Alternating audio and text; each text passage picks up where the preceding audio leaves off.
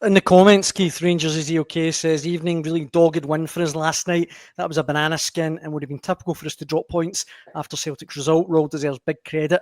The players are fighting for him. And Craigie simply says, Gers can play crap and run 1-0. Who cares as long as they get 3 points?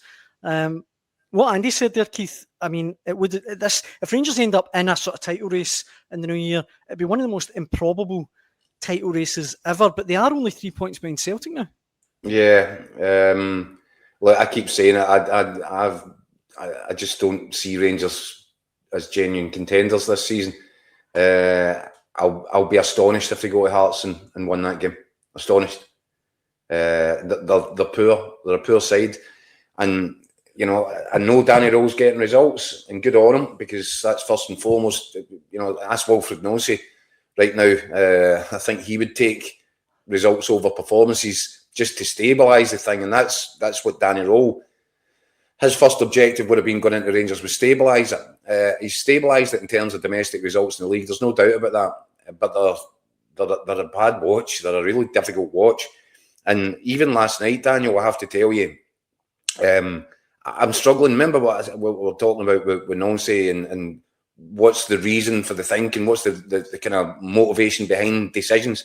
Mm-hmm. So he's gone with 3 at the back last night, even though he knows that by doing that, he's playing, you know, whether it's Giga, whether it's Fernandez, guys that are nowhere near it, nowhere near the required level. I know Fernandez gets the winner, but in order to play a back 3 with these players in it and Dujon Sterling, he then sacrifices Raskin from midfield. So you're taking your best player out of your starting 11 to put in one of your worst ones. Yeah. And that doesn't make any sense to me. And I thought Rangers struggled because of that. Or certainly that was a contributory factor to another really poor performance. They were really lucky that Hibs didn't get in front in the game. I thought Hibs were the dominant side in the first half. How Rangers come off the pitch 1-0 up at half time, I'm still not quite sure.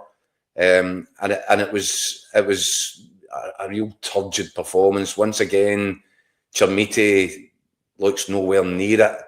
And Andy was right to single out Mikey Moore.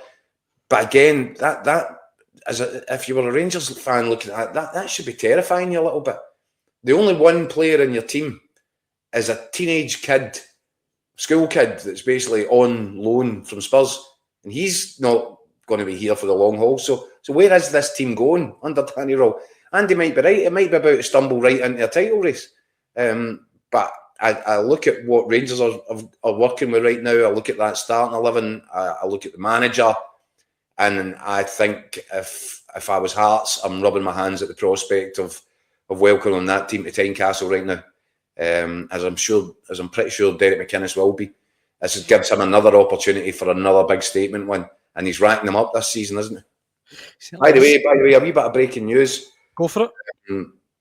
Hamilton Academicals has today received a 9-point deduction following an SPFL disciplinary tribunal. SPFL rules require all member clubs to hold a bronze level Scottish FA club licence at 31 of March. The club was given multiple extensions to this date to comply, but has failed to do so, which led to the disciplinary proceedings. It's just more nightmarish news for Hamilton, isn't it? It's that club's in a real difficult position right now, a real mess. That'll drop them down to looking at the League One standings, I think third bottom on 13 points. Cove Rangers on 10, Kelty Hearts on 9. So pretty brutal for their fans. Just to sign off though on Rangers, Keith. Mm-hmm.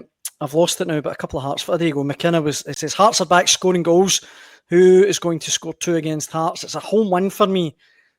I know you obviously just said you'd be astonished if Rangers won at Tynecastle. Do you think it will be a Hearts victory or a draw? I would fancy Hearts quite strongly for that. Daniel, listen, they've been the best side in the country. Oh, definitely. Nobody should be surprised that I'm saying I would fancy Hearts to beat Rangers at home. Maybe in more ordinary times that might seem like a bit of a leap of faith or whatever, but it's not. Hearts, I completely agree. Hearts are consistently, and yes, they've had a little bit of a wobble. They've got back in the bike. They've got took 6 points from the games against Celtic and Falkirk. Massively important, given the context of the whole season. They're going into this with their tails up. They've got better players than Rangers in most positions, I would say. And they've got a manager that I would back to find a way of dealing with whatever Danny Rowe can come up with. Which, on last night's evidence, isn't a lot in any case. Rangers Easy OK says, brilliant, Keith, that's us getting 3 points then. Your predictions have been honking. So they have been bad. Well said, Rangers Easy OK. I think just before we finish, Keith, we can see the league table, just how it stands after that last night. And I just wanted to make the point, I mean, I don't like kind of sticking the boot in, but what does it say for like Hibs and Aberdeen? This is one of the worst Rangers and Celtic teams in modern history. And Hibs, again, as you say last night, can he go there and even get a draw? They're now 5 points behind Rangers. Yeah, and they actually, that's what I'm saying, they actually played okay, particularly in the first half, I thought. But there's a mental block. I don't know what it is with Hibs and Rangers, but they can't score against them. You know, they'd one cleared off the line last night by Sterling. Sterling, by the way, is one that Rangers fans will be delighted to see back, because he's a proper player.